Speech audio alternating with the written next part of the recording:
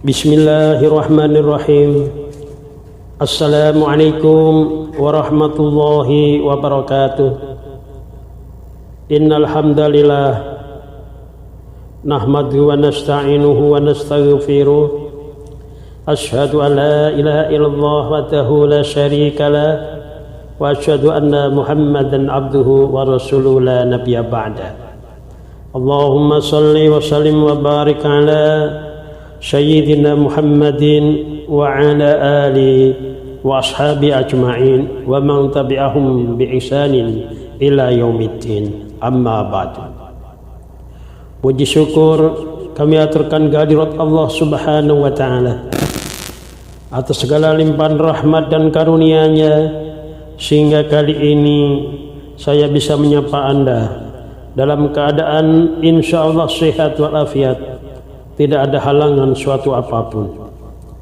Demikian juga harapan dan doa saya, semoga saudaraku semuanya selalu diberikan kesehatan, dilapangkan rezekinya yang berkah, manfaat fit dunya ilal akhirah, dimudahkan segala urusannya, dan dibahagiakan hidupnya lahir batin fit dunya ilal akhirah kelak.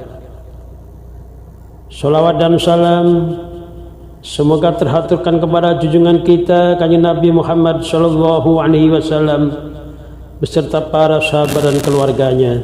Di qauli Allahumma sholli ala Muhammad wa ala ali Muhammad.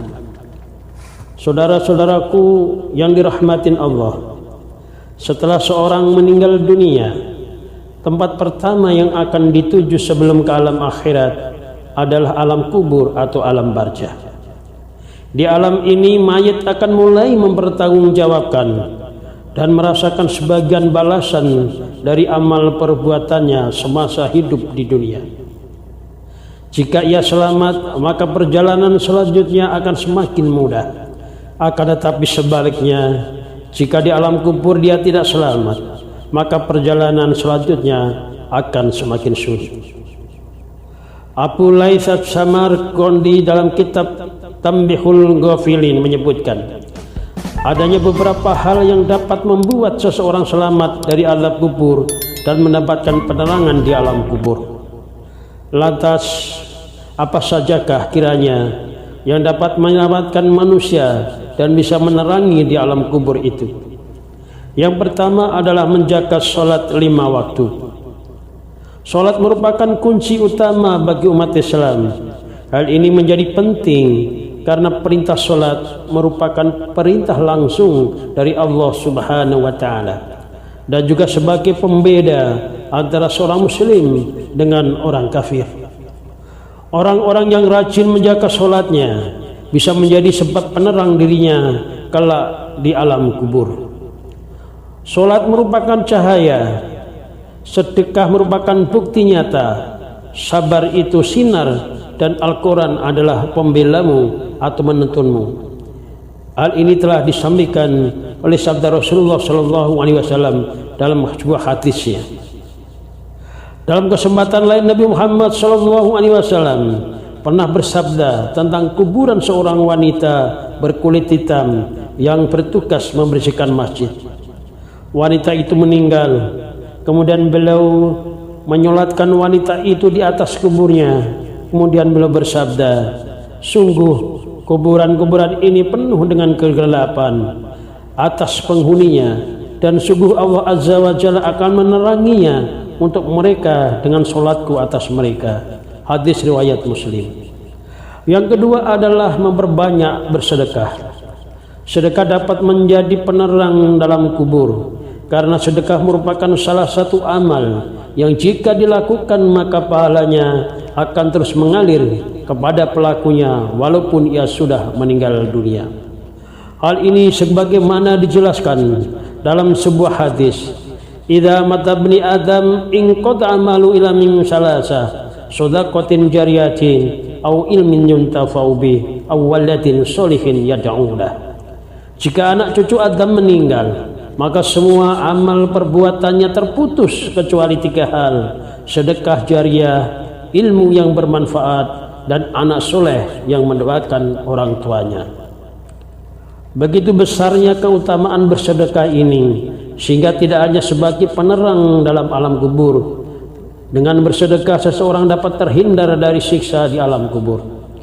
Hal ini sebagaimana dijelaskan dalam sebuah hadis, sedekah akan memadamkan api siksaannya di alam kubur. Hadis riwayat At-Tabrani. Yang ketiga adalah memperbanyak membaca Al-Quran. Al-Quran adalah kitab suci dan pedoman hidup bagi umat Islam. Dengan sering membacanya, seseorang akan mendapatkan banyak keutamaan. Di antaranya adalah penolong besok di hari kiamat, penerang di alam kuburnya, dan penghalang dari siksa api neraka. Hal ini sebagaimana dijelaskan dalam sebuah hadis, bacalah Al-Quran karena sesungguhnya di hari kiamat nanti ia akan menjadi syafaat kepada orang-orang yang mengikutinya. Hadis riwayat Muslim. Bacalah Al-Quran karena sesungguhnya di hari kiamat nanti ia akan menjadi syafaat kepada orang-orang yang mengikutinya. Hadis riwayat Muslim. Dalam suatu riwayat dari Al-Bazzar, kala Al-Quran akan menjelma menjadi orang yang tampan yang akan menemani mayit di alam kubur. Ia juga akan memberi tempat tidur yang indah kepada mayit yang semasa hidupnya selalu gemar membaca Al-Quran. Yang keempat adalah memperbanyak membaca tasbih. Orang yang berzikir, bertasbih dan bertahmid berarti dirinya selalu terhubung kepada Allah Subhanahu wa taala. Dengan demikian ia akan mendapatkan cinta dan kasih sayang dari Allah. Salah satu bentuk kasih sayangnya adalah mendapatkan penerangan di alam kubur dan pembebasan dari siksa kubur. Sebagaimana riwayat dari Imam Tabari, Nabi Muhammad SAW mengatakan bahwa tasbih dapat meringankan panasnya siksa kubur. Selain itu, bacaan tasbih juga dapat menjadi pemberat timbangan amal kita di akhirat nanti. Hal ini sebagaimana dijelaskan dalam sebuah hadis, dua kalimat yang dicintai oleh Ar-Rahman ringan diucapkan di lisan, namun berat dalam timbangan amalan, yaitu subhanallah wa bihamdihi subhanallahil azim. Maha suci Allah, segala puji untuknya. Maha suci Allah yang maha mulia. Hadis riwayat Bukhari Muslim. Sahabat-sahabatku yang dirahmatin Allah Subhanahu wa taala, demikianlah penjelasan singkat mengenai 4 hal yang menyebabkan para pelakunya mendapatkan penerangan di alam kuburnya. Semoga dengan mengamalkan amalan-amalan ini kita menjadi salah satu orang yang mendapatkan penerangan di alam kubur dan terbebas dari siksa kubur. Kita akan mendapatkan nikmat kubur di alam kubur yang terang benderang dan penuh dengan kemuliaan dan kenyamanan. Demikianlah saudara-saudaraku yang bisa kami sampaikan. Mohon maaf atas segala kekurangan. Usikum wa nafsi bittaqwallah. Wassalamualaikum warahmatullahi wabarakatuh.